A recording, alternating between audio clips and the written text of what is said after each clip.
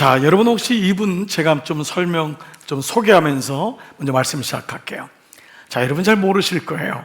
이 사람 미국 사람인데, 미국 목회자인데, 카일 아이들먼이라고 하는 젊은 목사예요. 이분 지금 40대 중반 정도 되신 목사님인데요, 미국의 켄터키주에 그 루이빌 교회라고 아주 백인들의 전형적인 교회인데 굉장히 대형 교회입니다. 이 교회에서 장년들의 신앙을 담당하는 교육국 아이들이 아니라 어른들 신앙을 담당하는 이제 교육국 목사입니다. 이분이 섬겼던 교회는 말씀대로 전형적인 백인 교회고, 주일마다 예배당은 가득 찼고, 또 교회에 그 어떤 빈민지라든지 그 흑인들을 위한 이분들을 위한 봉사자들이 차고 넘쳤어요. 자, 그런데 어느 날 이 목사님 마음속에 떠나지 않는 질문이 생긴 거예요. 이렇게 많이 오고 이렇게 많이들 섬기는데 저분 중에 과연 예수님의 제자는 몇 명일까? 이런 마음이 들었어요. 그래서 이 마음을 담임 목사님하고 나누면서 그러면 한번 우리가 좀 물어보자. 그래서 아주 세세한 설문조사를 준비했어요. 가가오 방문을 하면서 정말 당신은 교회에 나오는 분입니까? 예수를 믿는 정말 신실한 제자입니까? 라고 조사를 했는데 결과적으로 충격적인 결과가 나왔어요. 그렇게 많이 교회가 인산인해로 몇 부 예배를 드렸지만 자기 삶의 방향을 바꾼 사람은 많지 않더라는 거예요. 굉장히 이 교회가 충격을 받은 거예요. 그리고 무엇보다 주님이 내 인생의 목적이라고 쓴 사람이 얼마 안 됐어요. 나의 인생의 목적은 가정의 행복입니다. 내 자녀의 건강입니다. 제 배우자의 어떤 일터입니다. 이런 분들이 너무 많았던 거예요. 그래서 그때 그는 깨달았던 게 뭐냐면 교회에 나가는 것과 제자가 되는 건 완전히 결이 다르구나, 이걸 알았어요. 그래서 이제 모든 교회 일정들을 제자화 훈련으로 바꾸는 이제 계기가 물론 됐죠. 근데 그때 30대 중반밖에 안 된 이 목사님의 쓴 책이 바로 여러분이 많이 읽었을지 모르겠는데 팬인가 제자인가, 이 책이에요. 팬인가 제자인가. 영어는 not a fan, 나는 팬이 아닙니다. 즉 이 말은 교회를 다니지만요, 엄밀한 건 두 가지가 있대요. 한 가지는 그냥 그 교회가 좋으니까, 그 말씀이 좋아서, 교육부 시설이 잘 돼 있어서, 집이랑 가까우니까. 근데 이 사람은 얼마 있으면 바꾼대요. 그 팬은 늘 그래요. 나훈아 좋아했다가 남준 좋아하고, 이런 거예요. 장 목사 좋아했다가 김 목사 좋아하고, 또 김 목사도 시원치 않으면 조 목사 찾아가고, 이게 바뀌는 거예요. 팬이에요, 이 사람은. 연예인을 좋아하는 것처럼. 그러다가 어느 날 그냥 없어진대요. 근데 제자는 다르다는 거예요. 제자는 정말 주님이 원하시는 게 뭐냐, 주님이 원하시는 삶의 포커스를 맞춘다는 거예요. 그래서 여기 문장 중에 몇 가지가 좀 감동적이었어요.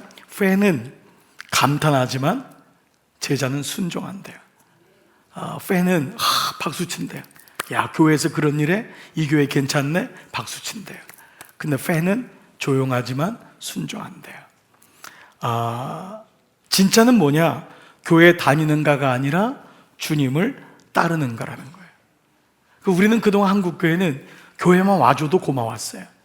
근데 그 사람은 언젠간 사라진다는 거예요. 그러니까 여러분, 저도 여러분에게 이제 고맙단 말 안 하려고 해요. 와주셔서 고마워요. 이걸로는 언제까지 안 돼요. 정말 주님을 따르시기를 축복합니다. 그래도 와주신 거 너무 고마워요. 정말 고마워요. 세 번째 뭐냐? 나는 정말 그분께 내 삶을 맡기고 있는가? 이게 오늘 화두로 한다면 나는 정말 믿고 있는가? 나는 정말 믿고 있는가? 그래서 오늘 이 말씀이 여러분에게 좀 아플 수 있어요. 저도 묵상은 좀 아프더라고요.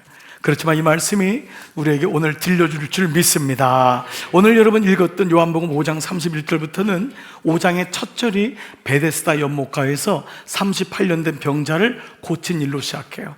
아니, 예수라는 목수가, 그놈이 병자를 고친 것도 못마땅한데 잘 됐어, 안식일에 고쳤거든.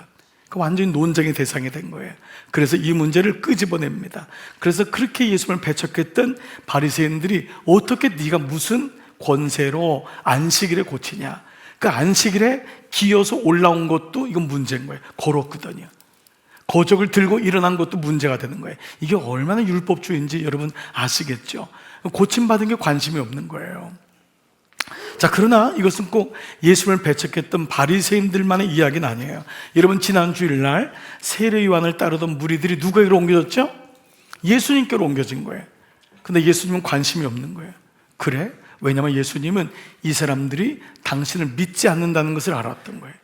이게 성경에 계속해서 계속 나와요. 뭐냐면 무리와 제자라는 단어로 반복해요. 자, 여러분이 오늘 말씀을 마쳤는데 내일 묵상할 6장 1절 말씀 한번 봐보세요. 6장 1절 시작. 그 뒤에 예수께서 갈릴리 바다 곧 디베랴 바다 건너편으로 가시니 큰 무리가 예수를 따라갔다. 자, 여러분이 묵상한다면 뭐에다 동그라미 칠까요? 그렇습니다. 큰 무리입니다. 큰 무리가. 근데 예수님은 여기 관심이 없어요. 3절에 보니까요, 시작. 예수께서 산에 올라가서 제자들과 함께 앉으셨다. 자, 이게 뭐죠? 아주 의도적인 장치인 거예요. 너는 무리냐? 너는 제자냐? 이걸 묻는 거예요. 너 팬이냐? 제자냐? 여기서 나온 제목이 팬인가 제자인 거예요. 무리들은 늘 자기의 욕구를 채우려는 거예요. 내가 좋으니까. 그러나 예수님은 좋아하지 않아요. 믿지 않는 거예요. 자, 그래서 오늘 이 말씀들도 예수님은 이 사람들이 무리가 언젠가는 또 떠날 것을 알고 있었던 거예요. 이 구도는 놀랍게도 여러분, 유대인들, 바리새인들은, 예수님께 온 사람들은 하나님을 모르는 사람들이 아니에요. 다 하나님을 아는 사람인 거예요. 근데 우리는 말씀을 들을 때 불신자들 혹은 교회에 있는 자, 이 두 가지 구도로 생각할 때가 많아요. 여러분이 가인과 아벨을 아시잖아요. 첫 번째 살인사건이 일어났던 가인과 아벨은 다 하나님을 알았던 사람들이에요. 그러나 성경은 가인만 하나님을 믿었다 그랬어요. 가인이 하나님을 믿은 거예요. 아벨이 하나님을 믿은 거예요. 제가 뭐라고 얘기해도 여러분 다 알아들으니까 제가 너무 감사해요. 제가 한 번은 이삭이 아브라함을 낳았다 해도 아멘이라 그러더라고요. 제가 정말 한번 실수한 적이 있어요. 여러분, 예수님이 뽕나무 위로 올라갔습니다. 뽕나무 위로 올라간 것은 예수님이 아니라 누구예요? 삭개오잖아요. 제가 그렇게 얘기했는데도 다 아멘 그러고 목사님 알았으니까 계속 얘기하라 그러더라고요. 여러분 너무 고마워요. 네, 그러니까 지금 가인은 하나님을 믿은 게 아니었어요.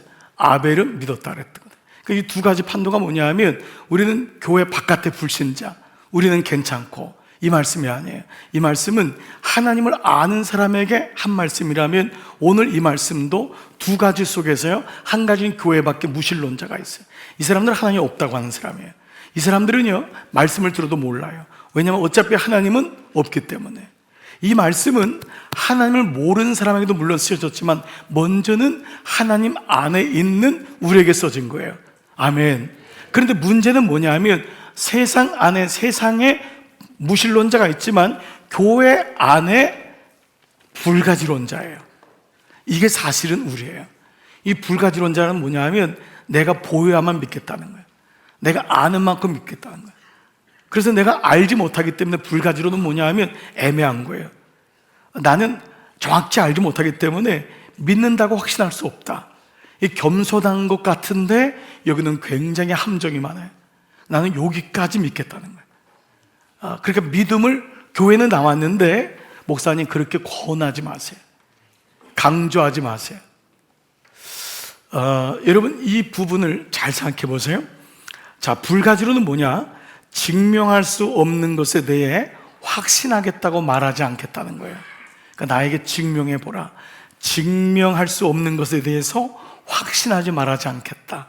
자, 이 말은 누가 했냐면 여러분 진화론을 만든 이 찰스 다윈 있죠. 이 사람의 개라고 했던 에머슨 제임스 에머슨, 토마스 헨리 헉슬리, 제가 헷갈렸어요. 토마스 헨리 헉슬리라고 하는 19세기 영국의 생물학자의 말인데 이 말이 영국의 젊은이들한테 완전히 환호성을 지른 거예요. 증명할 수 없는 것에 대해서 확신한다고 말하지 않겠다. 모든 사람의 중간 지점에 쓴 거예요. 그래서 그야말로 모든 진화론이 세상을 덮으면서 모든 사람들이 중간에 쓴 거예요. 결과 어떤 일이 일어나냐면 이론적으로는 신자지만 삶에서는 불가지론자인 거예요. 이론적으로 나는 교회 다니는 사람이에요. 그러나 삶에서는 불가지론자인 거예요. 나는 거기까지만 믿겠습니다. 나는 믿는다고 얘기하지 않겠습니다. 확신할 수 없습니다. 오늘 설교 제목이 믿지 못하고 믿지 않는 이유예요. 우리의 삶에 믿지 못하게 하는 환경들이 있어요. 동시에 믿지 않는 내 모습을 보는 거예요. 예수님이 공생애 속에서 제일 많이 한 말이 내가 이것을 믿느냐, 이 말씀을 너무도 자주 하셨어요. 여러분이 만약 목사인 저에게 목사님 예수님을 믿으세요? 정말 진지하게 물어본다면 때로는 제가 불쾌할 수 있어요. 저 사람 뭐지? 무례하게 느껴질 수 있어요. 그러나 이 질문은 계속돼야 돼요. 여러분이 저에게 물어봐 주셔야 돼요. 그리고 제가 여러분에게 교회에 나온 것으로 제가 만족하지 말고 여러분에게 진지하게 물어야 돼요. 여러분은 정말 예수님을 믿습니까? 이 질문 앞에 여러분이 진지하게 대답하셔야 돼요. 이 대답을 해 나가는 것을 가리켜서 신앙의 여정이라고 하는 거예요. 신앙의 여정은 교회 와서 봉사하는 게 아니에요. 교회 와서 내가 하고 싶은 건 하는 게 아니에요. 신앙의 여정은 내가 예수님을 믿습니까? 라는 질문에 끊임없이 대답하는 거예요. 그래서 우리는 마지막 숨이 끊어지는 그 순간, 주님이 나를 데려가는 그 순간까지 이 질문이, 이 대답이 유효하다. 나는 주님을 믿습니다. 이 고백을 하는 사람을 가리켜서 그 사람을 가리켜 그리스도인이라고 하는 것이죠. 자, 오늘 이런 맥락에서 오늘 예수님은 그들이 왜 믿지도 못하고 믿지 않으려고 했는가? 네 가지의 이유를 말씀하세요. 이 네 가지 이유는 말씀드린 대로 바리새인들만 해당되는 게 아니에요. 교회 안에 있는 우리에게도 이 네 가지 질문이 해당이 됩니다. 여러분 한번 자기 자신을 돌아보시면서 나는 혹시 왜 믿지 못할까? 나는 혹시 믿는다고 하지만 왜 믿지 않을까? 내 믿음은 왜 자꾸 굴곡질까? 내 믿음은 어쩔 때 있는 것 같다가 왜 어쩔 땐 없는 것 같을까? 우리 주님이 가르쳐준 네 가지를 한번 돌아보도록 할게요. 자, 첫 번째, 왜 우리가 믿지도 못하고 믿지 않을까? 시작. 이미 충분한 증거가 있음에도. 자, 한 번만 더요. 이미 충분한 증거가 있음에도. 여러분이 한번 적어보세요. 이미 충분한 증거가 있음에도 우리는 믿음이 생기지 않는데요. 믿지 않는데요. 자, 예수님 먼저 내가 나를 증언하는 것은 참 증거가 아니다. 예수님이 하나님의 본체신데 하나님이 하나님을 증거할 이유가 없어요. 증명할 이유가 없죠. 그래서 이제 그 부분이 31절부터 나와요. 자, 한번 펜을 들고 여러분 천천히 한번 읽어볼게요. 시작. 내가 내 자신을 위하여 증언한다면 내 증언은 참되지 못하다.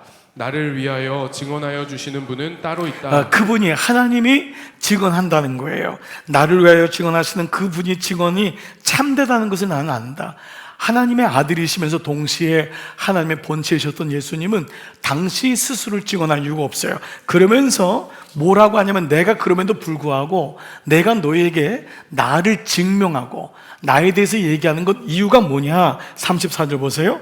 내가 이 말을 하는 것은 내가 사람의 증언이 필요해서가 아니다. 그것은 다만 너희로 하여금 구원을 얻게 하기 위해서 내가 하나님의 본체라는 것을, 하나님의 아들인 것을 증언하는 거라는 거예요.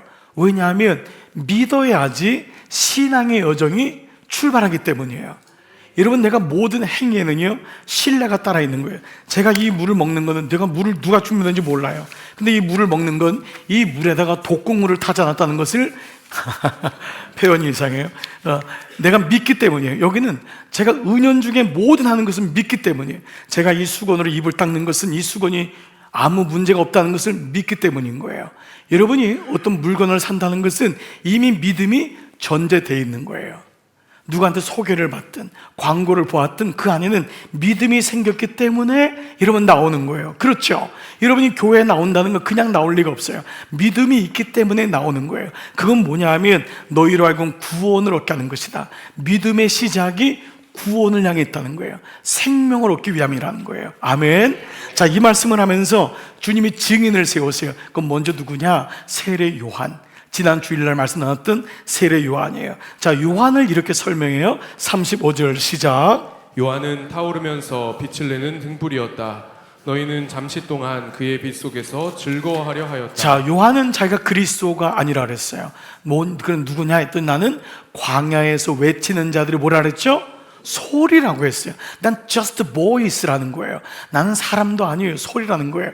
광야에서 외치는 자들이라는 건 누구냐면 구약에 있었던 선지자들이에요. 그 선지자들이 한 가지로 말한 게 뭐냐면 곧 그리스도가 온다. 그리스도가 온다. 그게 그분들의 외침, 소리였던 거예요. 그러니까 그는 자기는 진짜가 아니다. 내 뒤에 오시는 분이 진짜다라고 얘기했던 거예요. 그래서 세례 요한이 나를 향해서 증거하지 않냐? 그는 잠시 너희가 그 안에서 머물러서 즐거워하지 않았냐? 그러나 요한은 진짜가 아니고 나를 증거하기 위함이다. 또 예수님은 당신의 사역과 표적들을 통해서 당신이 누군지를 말씀하세요. 믿으라고 얘기하는 거예요. 36절 보세요. 그러나 시작. 그러나 나에게는 요한의 증언보다 더 큰 증언이 있다. 아버지께서 나에게 완성하라고 주신 일들, 곧 내가 지금 하고 있는 바로 그 일들. 주님이 공생의 3년 동안 보여주신 일들이 있어요. 모든 묶인 것을 자유케 하고 눌린 것을 일어나게 하고 갇힌 것을 다 끄집어내시고 하나님이 예수님이 희년의 영광을 선포한 거예요.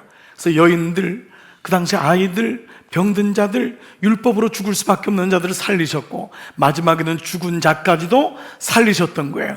그러나 그들은 믿지 않는 거예요. 주님이 다 모든 것을 보여주셨는데 그래서 이 말씀 뭐냐? 증거가 없어서 못 믿는 것이 아니라는 거예요. 그래서 더 보여달라고 하니까 뭐라 그래요? 내가 너에게 보여줄 것은 더 이상 기적이 아니라 뭐라 그랬죠? 네, 요나의 기적밖에 없다. 요나가 3일 동안 뱃속에 들어간 것처럼 내가 죽었다가 살아나는 것, 이것이 내가 너에게 보여줄 마지막 기적이라는 거예요. 그러니까 우리가 본다고 다 본다고 믿는 것이 아니라는 거예요. 충분한 증거가 있으면 너희가 믿지 않는다라는 거예요. 적용 질문해 볼게요. 우리는 얼마나 더 봐야지만 믿을 수 있다고 생각해요? 여러분, 무엇을 보여주면은 여러분이 하나님을 믿겠다고 하겠습니까? 그래서 믿음은 내가 본 거로 믿는 것이 아니라 믿음을 하나님의 선물이라 했던 거예요. 이게 신비인 거예요. 정말 놀라운 거예요. 성령께서 여러분의 마음에 함께 하신다면 정말 이것이 믿어지는 그 믿음의 은혜가 임하기를 축복합니다. 그래서 여러분이 기도 가운데 정말 고백할 기도가 뭐냐면 믿음의 은혜를 달라는 거예요. 믿음의 은혜. 이 믿음의 은혜가 없어서 그렇게 오랫동안 교회를 다녔지만 믿음이 지탱이 안 되는 거예요. 길러지지 않는 거예요. 더 나가질 못하는 거예요. 큰 믿음이 없는 거예요. 늘 거기서 머물러 있을 때가 많죠. 자, 두 번째, 예수에 너희가 믿음이 없냐? 왜 못 믿냐? 두 번째는 너희들의 마음 때문이라는 거예요. 다 같이 시작. 하나님 음성을 들을 마음이 없어서. 본질적으로 마음이 없었어요. 아무리 보여줘도 마음이 없으면 믿질 않아요. 여러분 다 그런 거 있죠? 마음이 없으면 옆에서 아무리 얘기해도 그 얘기가 들리질 않아요. 그래서 너는 기가 있냐? 이런 말 많이 하잖아요. 정말 실제로 그래요. 이 사람하고 있어도요, 마음이 닫히면은요, 이 사람 앞에서 그냥 말만 하는 거예요. 아무 얘기가 들리질 않습니다. 자, 오늘 37절 보세요. 시작. 또 나를 보내신 아버지께서 친히 나를 위하여 증언하여 주셨다. 너희는 그 음성을 들을 일도 그 모습을 본 일도 없다. 여러분, 이건 바리새인들에게 충격이에요. 왜냐하면 바리새인은 늘 하나님을 본다고 생각했던 사람이에요. 늘 입만 열면 하나님의 말씀을 하는 거예요. 그런데 이 말은 뭐냐 하면 관용어구예요. 너희의 귀와 입이 닫혔다는 거예요. 너희의 귀가, 너희의 마음이 강팍해서 눈과 귀가 닫혔다. 너희의 눈이 보지를 못한다는 거예요. 마음이 닫히니까. 하나님이 그렇게 말씀하는데도 너희의 눈이 닫힌 거예요. 귀가 닫힌 거예요. 그래서 이 마음은 하나님이 없다, 마음이 강팍해져 가지고 그 마음을 얘기해요. 그래서 예수님이 요한복음 12장 40절에서 그들의 눈을 멀게 하시고 그들의 마음을 완고하게 하셨으니, 이거는 주님이 하셨다는 표현 이상으로 그만큼 눈이 멀게 했다는 강조법이에요. 눈이 멀은 거예요. 아무리 보여줘도 그걸 몰라요. 그렇게 교통사고를 당해도 몰라요. 그렇게 어려운 일 당해도 입을 열어서 고백하지 못하는 거예요. 그렇게 옆에 사람을 붙여줘서 얘기하는데도 귀가 모르니까 몰라요. 그렇게 어머니가 얘야, 내가 너를 기도한다, 그렇게 얘기해도 몰라요. 배우자가 그렇게 얘기해도 못 알아들어요. 이게 바로 이 모습인 거예요. 너희의 마음이 없다. 하나님의 음성을 들을 마음이 없다는 거예요. 그래서 여러분이 38절에 또 연결되는 게 뭐죠? 또 시작. 또 그 말씀이 너희 속에 머물러 있지도 않다. 그것은 너희가 그분이 보내신 이를 믿지 않기 때문이다. 예, 결국 이것이 뭐 역설적인 거지만 너희 속에 말씀이 없으니까 믿지 않고, 믿지 않으니까 말씀이 없고, 이렇게 되는 거예요. 말씀이 들리질 않는 거예요. 세상의 모든 정보는 들려요. 금이 비싸다고 하면 눈이 번쩍 뜨요. 은을 사야 되는데 눈이 번쩍 뜨요. 코인을 사야 눈이 번쩍 뜨요. 하나님 말씀하면 자요. 왜냐하면 말씀이 없어서 그래. 죄송하지만 말씀이 없어서 그래. 내가 관심이 있는 거에 말씀이 들리는 거예요. 말씀에 관심이 없으면, 마음이 없으면 하나님의 음성은 들리질 않아요. 여러분도 지금도 그냥 내가 관심 있는 거를 쫓아다니는 그 부분이 있다는 것이죠. 너희 속에 머물러 있지 않다. 근데 이것은요, 가지가 나무에 붙어 있다, 이런 말에 관계를 쓸 때 쓰는 말이에요. 그래, 하나님과의 관계성에 너희는 내가 없구나, 너희는 나하고 관계가 없구나, 너희는 나를 믿는다고 하지만 나는 사랑하지 않는구나, 바로 이 말이죠. 그래서 예수님이 이 사람들의 마음을 알고 요한복음 10장 26절 이렇게까지 말씀했어요. 너희가 내 양이 아니므로 믿지 않는도다. 굉장히 충격적인 거예요. 너희가 왜 나를 믿지 않느냐? 양이 아니므로. 너희가 양이 아니므로 믿지 않는다라고 하는 거예요. 적용 질문해 볼게요. 우리가 왜 믿지 못하고 믿지 않을까? 내 마음에 내가 주인 되어서 그래. 그리고 다른 게 안 들리는 거예요. 내가 그냥 관심 있는 건 쫓아가는데 내 마음의 상태가 이렇다는 거예요. 그래서 여러분, 마음이 너무너무 중요해요. 여러분, 사실 어쩌면요, 예수님이 내 안에 들어온 다음부터요, 그 예수님을 내 안에 유지하는 건 마음이에요. 참 이 마음을 잘 관리하고 마음을 강팍하게 만들지 않는 것, 이것이 얼마나 소중한지 몰라요. 여러분이 잘 아는 시인과 촌장의 하덕규 씨라고 하는 이분이 목사가 되었죠. 이분이 그 노래를 지은 노래 중에 원래는 복음성가로 지은 노래가 있어요. 가시나무.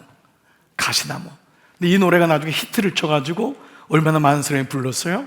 여러분, 이 노래가 어떻게 시작하죠? 이렇게 시작해요. 여러분, 이 노래 아시죠? 내 속엔 내가 너무도 많아, 당신의 쉴 곳 없네. 여러분, 이 노래 아시나요? 그냥 제가 목소리만 괜찮으면 그냥 쫙 그냥 아내를 꼬실 때 제가 이 노래를 부르면서 막 이렇게, 내 속엔 헛된 바람. 근데 이 가사가 여러분 기가 막힌 가사예요. 여러분 한번 봐보세요. 이 가사가 내 속엔 내가 어쩔 수, 처음부터요. 내 속엔 내가 너무도 많아, 당신이 누구죠? 하나님이 내 안에 와도 쉴 곳이 없대요. 내 안에 내가 너무 많으니까. 내 안에 또 뭐라 그러죠? 헛된 바람들로. 당신의 편한 곳이 없습니다. 헛된 바람들은. 그리고 내 속엔 내가 어쩔 수 없는 어둠, 내가 어둠인 거예요. 그래서 당신의 쉴 자리를 뺏고, 그리고 내 속엔 내가 이길 수 없는 슬픔이 무성한 가시나무 숲 같아서 그렇게 외롭다고 얘기하지만, 누군가 가면은 또 가시나무가 그 사람을 밀어내듯이, 이게 우리의 마음이라는 거예요. 왜 우리가 믿지 못하고 왜 믿지 않는가? 우리의 마음에 주님이 없어요. 우리 마음이 그렇게 무감각한 거, 강박하다는 거예요. 자, 세 번째, 예수님은 이 바리새인은 직격탄을 날라요. 자, 점점점 강도가 세져요. 세 번째는 다 같이 시작. 성경을 연구하지만 성경을 믿지 않기에. 여러분, 이건 놀라운 거예요. 바리새인은 입만 열면 성경을 외우는 사람이에요. 근데 그들은 예수님을 기다린 적이 없어요. 예수님을, 성경이 예수님한테 썼건만 그들은 그리스도가 오는 것을 원하지 않는 거예요. 이게 아이러니예요. 자, 오늘 그 말씀 볼게요. 39절 시작. 너희가 성경을 연구하는 것은 영원한 생명이 그 안에 있다고 생각하기 때문이다. 자, 그렇죠. 그런데 성경은 나에 대해서, 예수님에 대해서 말씀하는 게 성경인 거예요. 이게 구속사적으로 보는 거예요. 창세기부터 계시록까지 모든 성경은 오직 한 분이에요. 예수님에 쓴 건데, 놀랍게 이 성경을 연구하는 너희는 나를 모른다는 거예요. 나를 기다리질 않아요. 나하고는 관심이 없어요. 그러니까 이 말씀이, 유대인들은 성경을 누구보다도 잘 아는 사람인데도 불구하고 그들은 성경에서 예수님을 보지 못하는 거예요. 그럼 믿을 수도 없고 믿지 않아요. 제가 목회하면서 여러분들이 기억나는 분들이 많지만 그 중에 한참 전이지만 이분 정말 오랫동안 기억에 남는 분이 있어요. 이분은 아내와 함께 교회를 처음 나오기 시작했어요. 그렇지만 딱 보면 알잖아요. 늘 숨어 있고 교회 어떤 신앙훈련에도 참여하잖아요. 주일 예배 온 것 하나만으로도 저도 그냥 대단하다 뭐 이 정도로 그냥 여겼던 분이에요. 어느 날 사적인 자리가 있어서 만나게 되었어요. 근데 저는 깜짝 놀랐어요. 이분이 놀랍게도 성경을 너무 많이 아는 거예요. 지금 미션 스쿨을 나왔나 그 정도가 아니에요. 아내가 하는 말이 아침만 돼도 성경을 읽는데요. 저녁 때면 뭐 원서도 갖다 놓고 읽는데요. 필요한 책들을 사서 읽는다는 거예요. 그래서 제가 이 사람 질문을 하는데 아주 목사도 얘기하기 어려운 질문을 하는 거예요. 뭐 이런 것들 뭐 이순신은 천국 갔나요? 뭐 이런 거. 예수님을 모르는 사람은 어떻게 됐나요? 뭐 이런 거 있잖아요. 뭐 우리가 좀 어려운. 그러면 예수님을 믿지 않으면 무조건 지옥 가나요? 혹시 들었다가 뭐 이렇게 고백을 안 해도 지옥 가는 건 아닌가요? 아주 애매모호한 거지만 나름대로 이분이 그 질문을 가지고 있어요. 저는 그게 기뻤어요. 근데 얘기를 하다가 제가 어느 날 깨달았어요. 이분이 예수님을 믿지 않는다는 거였어요. 그래서 제가 이분에게 단도직입적으로 선생님 예수님 믿습니까? 얘기를 안 하는 거예요. 안 믿는 거예요. 안 믿는데 성경을 봐요. 부인도 속은 거예요. 부인도. 그래서 제가 이분에게 영적 기도를 하니까 거부하는 거예요. 그래서 제가 그때 알았어요. 1:1 제자양육에 우리 그림에 이 그림 있잖아요. 자, 이 그림 있잖아요. 그리스도가 다스리는 삶인데 이분은 뭐가 없냐 하면 저 안에 그리스도가 없는 거예요. 그리스도가 없어요. 가장 중요한 코밸류가 없는 거예요. 그리스도가 없으니까 그리스도가 다스리는 삶이 아니라 이분은 내가 다스리는 거예요. 내가 나를 다스리는 거예요. 그래서 이분은 그저 그 안에 있는 성경, 기도, 교제, 전도, 충만, 시험, 순종, 사역에 대해서는 알아요. 뭘 얘기하면 다 알아요. 그렇지만 그리스도가 없어요. 그러니까 구원의 확신이 없는 것입니다. 여러분, 우리가 잘 아는 초대 문화부 장관을 역임했던 이어령 선생이 있습니다. 이분은 30살 초반에 조선일보의 논설위원이 됐어요. 이분 스스로가 나보다 더 똑똑한 사람은 없을 거다. 보통 이런 얘기하는 거 어렵잖아요. 그만큼 지성 중에 지성이었던 사람이에요. 그 딸이 얼마나 잘났는지 여러분 LA에 가자마자 우리 코리안 아메리칸 중에 최초의 여자 검사가 됐던 사람이에요.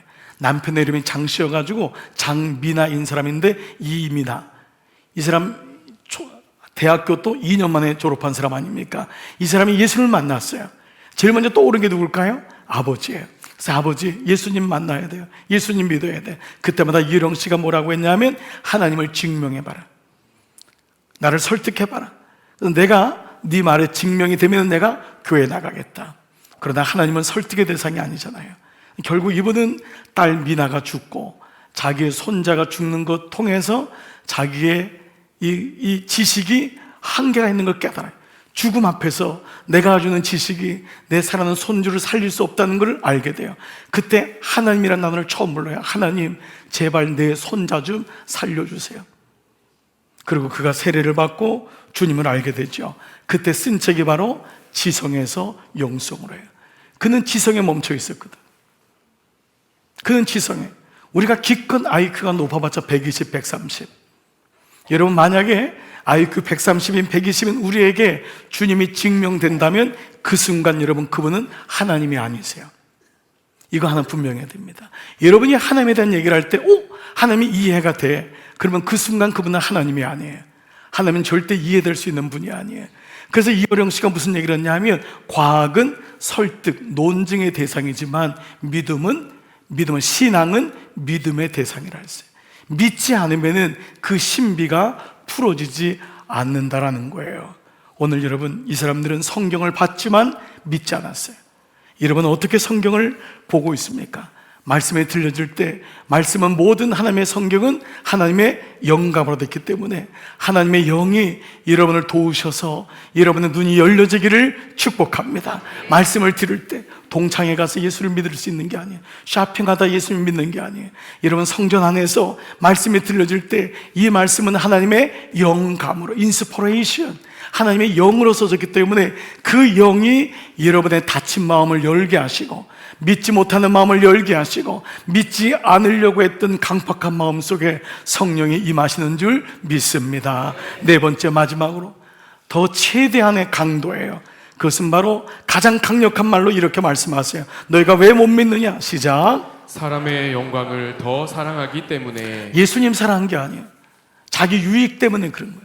내가 교회에 왜 왔느냐?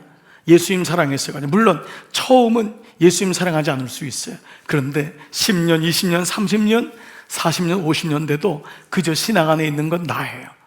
이것을 바로 자기 영광을 구한다 그랬어요. 41절부터 읽어보겠습니다. 시작. 나는 사람에게서 영광을 받지 않는다. 너희에게 하나님을 사랑하는 마음이 없는 것도 나는 알고 있다. 네, 이미 바리새인들의 마음으로 온 건 너희가 믿는다고 하지만 사랑하지 않는구나. 그러니까 믿는단 말은 입으로 믿습니다가 아니라 믿는다 이퀄 사랑한다는 거예요. 이게 인격적인 관계. 여러분, 그 사람을 믿는다는 건 신뢰한다는 차원이 아니에요. 하나님을 믿는다 말은 하나님을 사랑한다, 이 말인 거예요. 내가 알고 있다. 너희 마음속엔 이미 하나님을 사랑하는 마음이 없어. 입으로는 종달새 같이 얘기하고 나는 3대째 4대째 예수를 믿는다 하지만 아니라는 거예요. 그러면서 44절 시작. 너희는 서로 영광을 주고받으면서 오직 한 분이신 하나님께서 주시는 영광은 구하지 않으니 어떻게 믿을 수 있겠느냐. 예수님이 이때 하신 말씀이 뭐예요? 너희가 강도의 구려를 만드는 도다예요. 내 집은 기도하는 집인데 강도의 구려를, 우리끼리 모여가지고 우리끼리 그냥 직분 주고 우리끼리 자리 주고 우리끼리 봉사하고 우리끼리 아는 사람끼리 즐거워하는 거예요. 서로 아우 잘했어요, 아우 당신 없으면 어떻게 해요? 이거예요. 너희는 서로의 영광은 구하지만 하나님의 영광은 구하지 않는다라는 거예요. 우리끼리 서로 상 주고 상 받고 이거 하면서 하나님은 보이지 않는 것이다. 바로 이렇습니다. 그래서 사랑하지 않으면 여러분, 사람의 시선이 더 크게 보이는 거예요. 교회 나오면서 늘 시선 때문에 힘들어요. 체면 때문에. 그 자기 의가 점점 커지는 거예요. 적용 질문해 볼게요. 혹시 나는 주님의 영광보다 사람의 영광이 더 크게 보이지 않습니까? 나는 사람에게 보이려고 혹시 헌신하지 않습니까? 나는 사람에게 보이려고 봉사하지 않습니까? 여러분, 이것은 온전한 믿음이라고 할 수 없다는 것이에요. 그래서 오늘 46절부터는 너희가 모세를 믿었더라면 나를 믿었을 것이다. 모세가 나를 두고 썼기 때문에 모세 오경을 말하는 거예요. 창세기, 출애굽기, 레위기, 민수기, 신명기, 그리고 구약을 말하는 거예요. 구약이 나를 두고 썼는데 너희가 모세를 믿지 않는 것은 나를 믿지 않는 거다. 그러나 너희가 모세의 글도 사실은 믿지 않으니 어떻게 내 말을 믿겠느냐. 너희는 말씀을 읽지만 말씀을 믿지 않으니 어떻게 너에게 믿음이 있겠느냐라고 마무리가 됩니다. 자, 말씀을 마무리할게요. 여러분, 지난 주일날 조연에 대한 얘기를 하면서 우린 조연이 아닙니다. 조연의 명배우 중에 한 분을 소개했어요. 누구죠? 예, 유해진이라는 분이에요. 근데 유해진 씨가 요즘 근간에 주연 비슷하게 나온 영화가 하나 나왔어요. 제목이 왕과 사는 남자라는 제목입니다. 본분이 있을지 모르겠지만 내용은요, 조선의 그 어린 비극적인 임금 단종에 대한 역사예요. 그 삼촌인 세조가 그 왕자의 눈이 멀어서 어린 단조를 보내고 그다음 죽여버리는 그런 정말 우리 조선시대의 아주 비극적인 사건 아닙니까? 어린 단종이 죽음 속에 두려워 떨다가 결국은 유배되지요. 감시 속에 살아가게 되다가 결국 죽는 것을 본인이 알아요. 근데 여기 등장하는 인물은 단종이 주인공이 아니라 단종이 유배를 간 그 강원도 영월이라고 하는 그 산골의 현감인 엄흥도라고 하는 사람입니다. 이 사람이 바로 유해진 역할이에요. 그는 그 마을이 너무 배고프고 못 사는데 어느 날 들으니까요, 그 마을에 양반이 유배를 오면은 양반이 잘못돼가지고 복원이 되면은 그때부터 사람들이 막 먹을 걸 싸가지고 들어오고 그러면서 막 시장이 운영되니까 동네가 잘 산다라는 얘기를 들으면서 자기가 있는 영월 지역의 그 마을이 가장 유배 와서 죽기에 딱 좋다, 이거를 정을 합니다. 간청을 하는 거예요. 여기 오면은 살도리가 없다, 완벽하게 죽습니다, 여기는 유배지로 최고입니다 라고 하면서 이 영월 지역을 유배지를 자기가 자청하게 돼요. 그런데 그렇게 한 명이 온 사람은 양반이 아니라 바로 왕이었던 단종이었습니다. 그 유배 왔던 사람이 단종이라는 걸 알게 되면서 이후에 이 어몽도의 마음이 바뀌기 시작해요. 이 사람이 진짜 왕인데, 이 사람이 진짜 왕인데, 저 한양에 있는 세조는 왕이 아닌데. 그러면서 어느 날 이 단종이 죽는 걸 알면서도 그 곁에 머물러요. 그리고 그의 시신을 처리해요. 그래서 제목이 뭐냐면 왕과 사는 남자예요. 그때 사람들에게 다 남쪽을 향해 절을 하고 할 때 이 사람은 북쪽을 향해 절을 합니다. 왜냐하면 남쪽에는 내 왕이 없습니다. 북쪽인 영월에 내 진짜 왕이 있습니다. 그는 단종이 진짜 왕이라고 믿었기 때문에 그는 왕 옆에서 삶을 마무리합니다. 제자는 왕이신 주님 곁에 있는 사람이에요. 제자는 왕과 함께 있는 거예요. 우리에게 때로는 믿음을 달라고 구해야 돼요. 그러나 동시에 우리에게 믿음이 없는 이유는 바리새인처럼 자기 영광을 구하고 입으로는 성경을 외워도 주님을 사랑하지 않기 때문에 우리는 믿습니다, 주님은 우리의 마음을 알고 너는 믿는 게 아니구나, 그래 믿음이 자라지 않는단다 라고 말씀하세요. 여러분이 주님을 사랑한다면 늘 주님을 기억하는 거예요. 주님이라면 어떻게 하셨을까? 주님 도와주세요. 주님 전 지혜가 없어요. 걸으면서 어디를 가든지. 그게 바로 임마누엘이고 동행하는 믿음이에요. 근데 놀랍게 그때 믿음이 자라나요. 그때 믿음이 생기기 시작하는 거예요. 왜냐하면 믿음은 주님과 함께 사는, 거하는 것인 줄 믿습니다. 오늘 여러분에게 두 가지 기도 제목을 요청할게요. 여러분 중에 혹시 목사님 사실 저는 믿음이 없습니다. 괜찮아요. 우리는 사실 다 믿음이 약해요. 그러나 믿음이 없다는 것을 아는 것은 너무도 귀한 거예요. 그래서 이 시간 믿음을 구하셔야 돼요. 주님, 세상에 어떤 것 많이 구할 게 있지만 주님 저에게 믿음을 주세요. 이거는 예수님이 너무 원하시는 기도였어요. 여러분, 세상에 어떤 것을 원하기 전에 먼저 주님 제게 믿음을 주세요. 믿음은 신비예요. 그리고 믿음은 내가 믿는다고 생기는 것이 아니라 주님이 주신다고 했기 때문에 선물이 되는 거예요. 분명히 주님이 여러분에게 그 믿음의 은혜를 주실 줄 믿습니다. 그렇기 때문에 내가 예배를 드릴 수 있는 거예요. 그렇기 때문에 기도를 할 수 있는 거예요. 믿음이 없다면 예배는 보여주는 거예요. 기도는 혼자의 독백이에요. 심리적인 거예요. 그러나 주님이 계심을 믿는다면 기도는 달라져요. 예배는 달라지는 줄 믿습니다. 두 번째 기도 요청은 주님, 제게 믿음을 주심을 감사한데 이 믿음에서 멈추지 말고 주님 제게 큰 믿음을 주옵소서. 큰 믿음, 이왕이면 여러분 정말 귀한 믿음, 큰 믿음을 가지시기를 축복합니다. 여러분의 삶을 향한 주님의 신뢰를 가지고 믿음을 구할 때 놀랍게 이 믿음의 역사가 여러분 삶 가운데 일어나 오늘 이 말씀이 내 말씀이 되어 이번 한 주간도 승리하는 이런 모두 되실 줄 믿습니다.